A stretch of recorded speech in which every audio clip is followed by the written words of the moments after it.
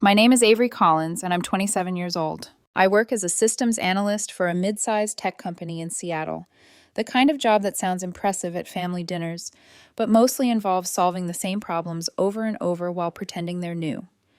It pays well, though.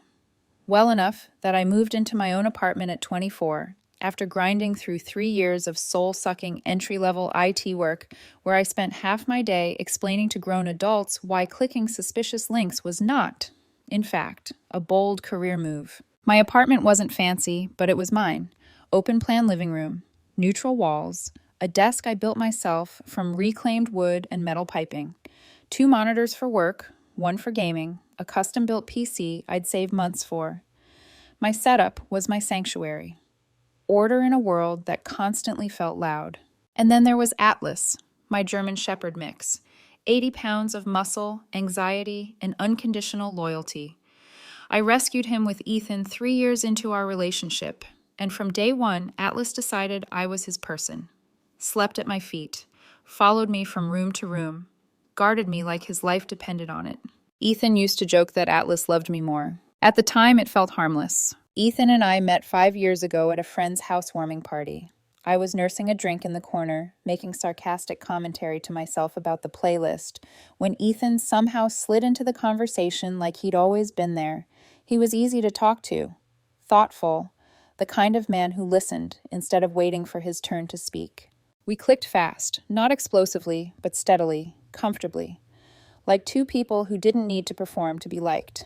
We moved in together after 18 months, split bills, built routines, grocery lists on the fridge, Sunday morning coffee walks, late night takeout when neither of us wanted to cook. It felt like adulthood done right. For a long time, I thought I'd won the relationship lottery. But even in those early days, there was another presence.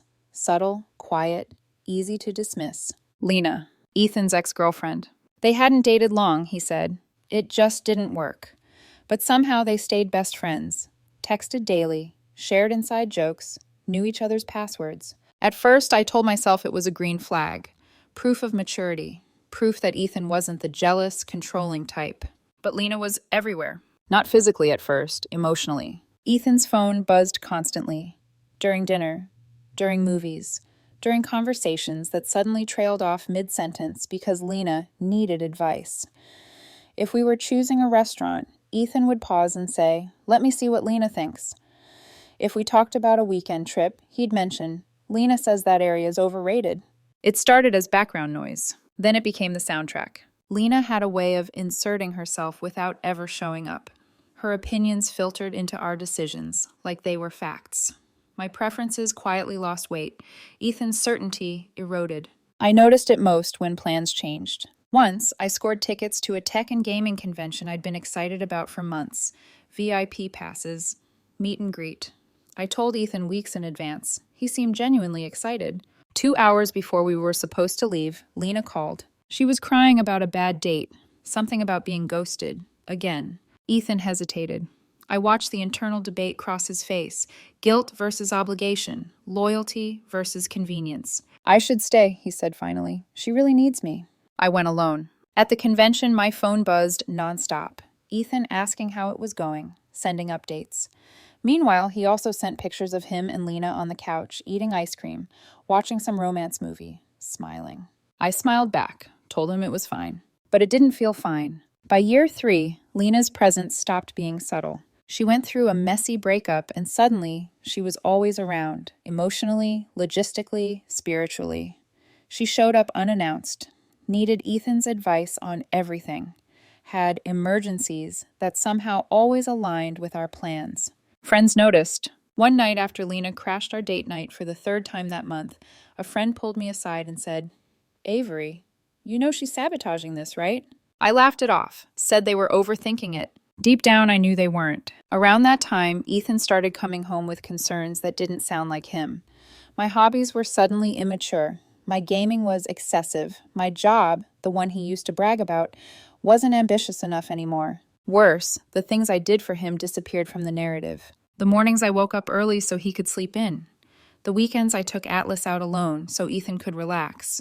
The support I gave him when he was stressed or uncertain. None of it counted. What counted was how I didn't measure up to the version of a partner Lena thought he deserved. I tried talking to Ethan about her influence. He shut it down immediately. She just wants what's best for me. You're being paranoid. You're reading into things that aren't there. Gaslighting wrapped in reassurance. One night, after another canceled plan, I stood in our living room and really looked around. The framed photos I'd hung, the plants I watered, the dog asleep at my feet. And a thought hit me so clearly it took my breath away. I wasn't losing Ethan. I was slowly being replaced by someone who never left. There were 3 people in my relationship, and I was the only one who didn't agree to it. I got sick on a Thursday. Not the dramatic kind of sick you joke about, not the sniffles you power through with coffee and denial. This was the kind that hit like a wall. Fever spiking past 102. Chills so violent my teeth wouldn't stop chattering. My body felt heavy, like gravity had doubled overnight. The timing couldn't have been worse. I'd been pulling 14-hour days on a major system migration at work, the kind of project where everything is urgent and nothing can fail. Caffeine replaced meals. Sleep became optional. By the time Thursday morning rolled around, my immune system waved a white flag and clocked out. I remember waking up drenched in sweat, the room spinning slightly as I tried to sit up. Atlas whined at the side of the bed, pressing his nose into my hand like he could tell something was wrong. I barely made it to the bathroom before collapsing onto the cold tile floor, breathing like I'd just run a marathon. I don't ask for help easily. I never have. But this was different. Ethan was supposed to leave that afternoon for a weekend wine-tasting trip with Lena and a few of their friends, something they'd been planning for months. I knew it mattered to him. I knew canceling would cause friction. But lying there, shivering, barely able to stand, I realized I needed him. So I asked, "Could you maybe stay?" I said quietly, my voice raw. "Just for tonight, until I'm stable." At first, he seemed understanding. He felt my forehead, frowned at the thermometer, even texted Lena to say he might need to postpone. For about an hour, I thought it was handled. Then he came back into the bedroom, phone in hand, jaw tight. "Lena thinks I shouldn't miss the trip," he said carefully. "She says you're an adult and can take care of yourself." I stared at him, trying to process the words through the fever haze. "She thinks I'm being manipulative," he added, "like using being sick to control you." Something inside me went very still. I was shaking, literally shaking. My muscles trembled under the blankets as sweat soaked through the sheets. And Ethan stood there, relaying his ex-girlfriend's opinion like it was a verdict. I didn't argue. I didn't cry. I just turned my face toward the wall and said, "Do whatever you want." He left the next morning while I was sleeping. When I woke up, the apartment felt wrong. Too quiet, too empty. I dragged myself to the kitchen and realized he'd taken the good thermometer and almost all the toilet paper. It was such a small thing, so stupid. But when you're sick, alone, and barely functioning, small things feel enormous. I spent that day drifting in and out of fever dreams, unsure if the shadow in the corner of the room was my coat or something my brain invented. Atlas barely left my side.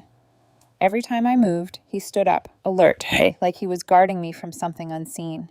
By the afternoon, I realized I couldn't do this alone. I texted my friend Maya, the kind of person who doesn't ask questions, just shows up. She arrived with soup, electrolyte drinks, and a no-nonsense expression that immediately told me she'd already formed an opinion about Ethan's absence. She didn't say anything. She didn't have to. She stayed for hours, took Atlas out, made sure I ate something, sat on the couch, scrolling on her phone, letting me drift in and out of sleep without feeling alone. That night, Ethan didn't call. He texted once, a picture of wine glasses clinking. "Hope you're feeling better." I turned my phone face down. When he came back Sunday evening, I was still weak but functional. He acted like nothing had happened, talked for an hour straight about the vineyards, the views, how Lena got hit on by the owner's son. I nodded along, watching his mouth move, feeling like I was listening to someone describe a trip they took while my life paused. He never asked how I'd managed. 2 days later, he grew distant, cold, distracted, phone glued to his hand. Short answers. I assumed he was upset about something, maybe guilt, maybe lingering tension from the weekend. I gave him space. Friday night, I came home from work and found him sitting at the kitchen table, hands folded, posture stiff. "We need to talk," he said. The words hit my stomach like a warning siren. He launched into a speech that felt rehearsed, too polished, too precise. He used phrases I'd never heard him say before. Red flags, emotional labor, codependency, controlling behavior. He said asking him to stay while I was sick was manipulative, that expressing discomfort about Lena's constant presence was isolating him from his support system, that I'd created an unhealthy dynamic. It felt like listening to someone read a script they didn't fully understand. I pointed it out. "This doesn't sound like you," I said. "It sounds like Lena." His eyes flashed. "Not everything is about Lena. These are my feelings. Period." Then he dropped the bomb. He needed space to reevaluate, and he thought it would be best if I moved out for a while. I laughed. It slipped out before I could stop it. "This is my apartment too," I said. "If you need space, you can go stay with her." He cried then, said I was being difficult, that my reaction proved his point, that I was toxic. I didn't argue. I packed a bag and went to Maya's place to clear my head. The next morning, I woke up to a text. He wanted to make the break permanent. He'd arranged to pick up his things while I was at work. 5 years. Ended by text. I sat in my car outside the office for 20 minutes, staring at the screen, my hands gripping the steering wheel so tightly my knuckles hurt. I wasn't crying. I felt hollow, like something essential had been removed without anesthesia. The next 2 weeks blurred together. I let Ethan take whatever was his. I reclaimed my space piece by piece, moved furniture, reorganized shelves. Atlas adjusted quickly. He always does. Loyal to the end. When Ethan texted just checking in, I replied with one-word answers. When he called 3 weeks later saying maybe he'd reacted too quickly, I asked one question. "Have you talked to Lena about this?" Silence. "That's not what this is about," he finally said. That told me everything. I said, "I'm good," and hung up. Blocked his number. Later, I found out Lena had left town temporarily for work, which explained his sudden clarity. Funny how that works. I wasn't angry anymore. I was just done competing with someone who never had to play fair. And that's when things took a turn I never saw coming. Because a week later, my phone buzzed. And her name was on the screen. The message came in at 9:17 a.m. I remember because I was standing in line at a coffee shop, half awake, staring at the menu like it might reveal the meaning of life if I focused hard enough. Atlas was finally settling into our new routine. Work was busy in a way that kept my brain occupied. For the first time since the breakup, I wasn't actively bracing for the next emotional hit. Then my phone buzzed. Lena. For a second, I thought it was a glitch. Some leftover group chat notification. My thumb hovered over the screen, my stomach tightening with that old, familiar dread. "Hey, Avery. I know this might be weird, but I just wanted to check in on you." I almost laughed. This woman had spent years orbiting my relationship like a parasite with a calendar. She'd watched it rot from the inside, and now she wanted to check in. I didn't reply. 10 minutes later, another message came through. "Ethan told me you two talked. I honestly think he handled things really badly. You didn't deserve that." I stared at the screen, the words rearranging themselves into something far uglier than their polite packaging. "You didn't deserve that," as if she hadn't engineered it. I sent a screenshot to Maya with a single caption.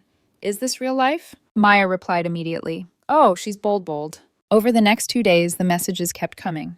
Each one warmer than the last, more personal, less subtle. "I always thought you were such a grounded person. Ethan never appreciated what he had. I wish we'd gotten to know each other better." That last one landed with a thud. It wasn't concern, it was positioning.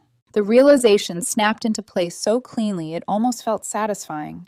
With Ethan suddenly untethered and spiraling, Lena had lost her favorite audience. And now she was looking for a new one. Me. I didn't feel flattered. I felt tired. Still, I didn't shut it down right away. Instead, I watched. Observed the pattern the way my brain always does when something feels off. Timing, language, escalation. Every message carefully calibrated to test boundaries, to see how much access she could regain. Then came the selfie. Casual, soft lighting. Just enough cleavage to pretend it wasn't intentional. Just saying hi. I exhaled slowly and locked my phone. That night, I told Maya everything. Then I told Noah, another close friend who'd known Ethan for years and had never liked Lena.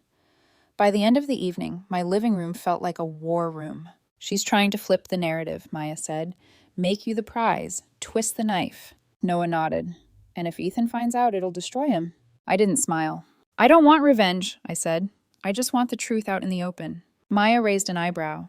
"Then let's give her the stage." The plan came together faster than I expected. I replied to Lena the next morning. "You're right, we should talk. There's a new cafe downtown I've been meaning to try." Her response was immediate.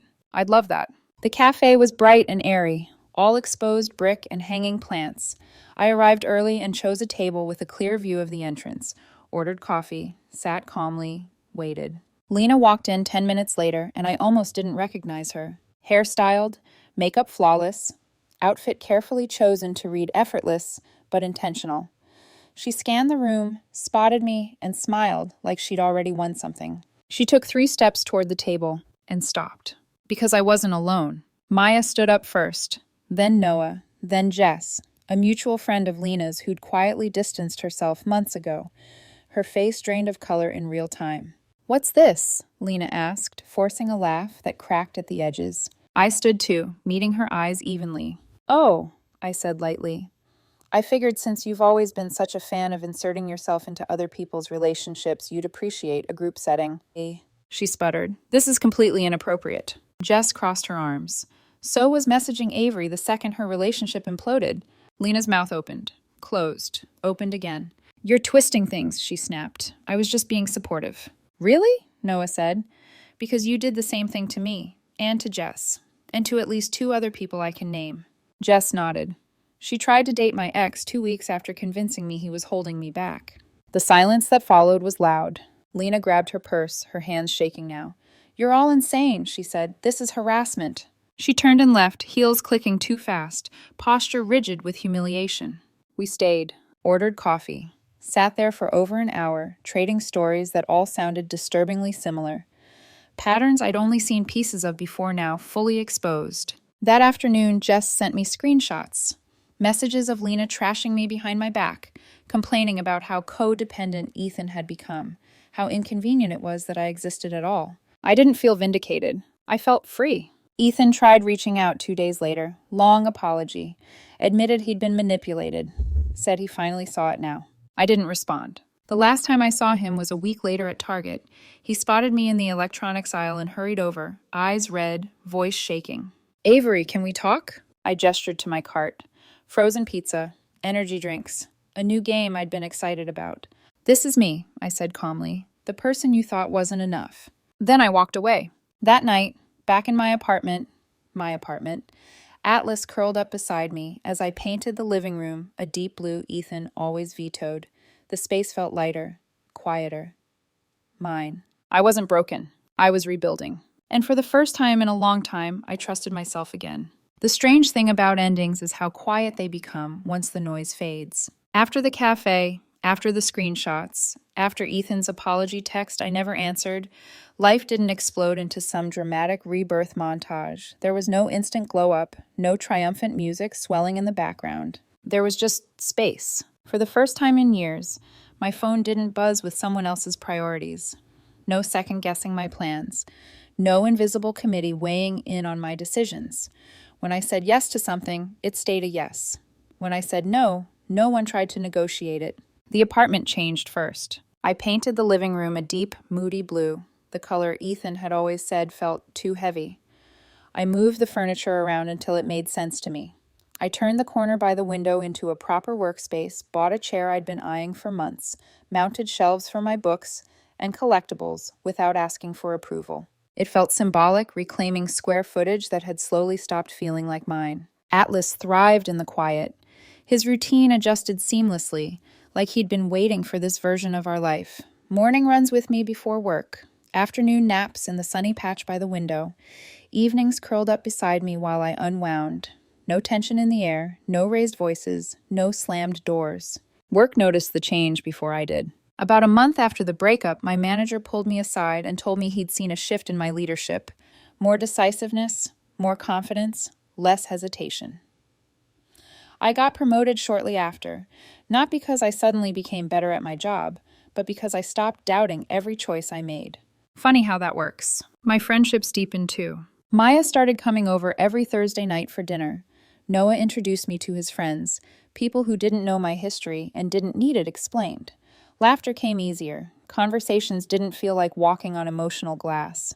And then slowly, without fanfare, something else changed. I stopped replaying the past. I stopped wondering if I could have handled things differently. Stopped rewriting conversations in my head, searching for the moment I lost control of the narrative. The truth was uncomfortable but freeing. I hadn't lost control. I'd never had it. Someone else had been writing the script the entire time. I ran into Ethan one last time about 2 months later. Not dramatically, not intentionally. We crossed paths at a grocery store, of all places. He looked thinner, tired, like someone who'd only recently realized the cost of letting other people think for him. He opened his mouth to speak. I didn't stop walking. It wasn't anger. It wasn't revenge. It was peace. A few weeks after that, I met Lucas. We crossed paths at a tech conference. Nothing romantic at first, just a conversation that flowed without effort. He didn't flinch when I talked about my work, didn't tease my hobbies, didn't need constant reassurance. He had his own life, his own friends, his own opinions. When I mentioned gaming, he smiled and asked what I played. When I said I liked my independence, he nodded like it made sense instead of feeling threatened. We took things slow, on purpose. The first time he came over, Atlas sniffed him once, then settled at his feet. That felt like a good sign. What struck me most wasn't how different Lucas was from Ethan. It was how easy everything felt. No triangulation, no whispered doubts, no third voice hovering in the background. Just two adults choosing each other, deliberately. One night, months later, we hiked the mountain trail Ethan and I never made it to. The same one that had been canceled because someone else's needs mattered more. I stood at the overlook, lungs burning, heart full, and laughed. Not because it was ironic, but because it finally felt right. I thought about Lena once in a while, mostly out of curiosity. From what I heard, her circle had shrunk. Patterns have a way of revealing themselves when there's no one left to distract from them. I didn't feel satisfaction. I felt relief. Looking back now, I understand something I couldn't see then. Love doesn't erode you slowly. You don't become smaller overnight. It happens in inches, in canceled plans, borrowed opinions, dismissed discomfort. In moments where you tell yourself it's easier not to speak up. Until one day you realize you've been edited out of your own life. Walking away wasn't dramatic. It was necessary. And choosing myself wasn't an act of defiance. It was an act of survival. If there's one thing this taught me, it's this. When someone shows you who they are through small, repeated choices, believe them. And never stay in a relationship where your voice needs permission to exist. Life didn't just go on after Ethan. It got better.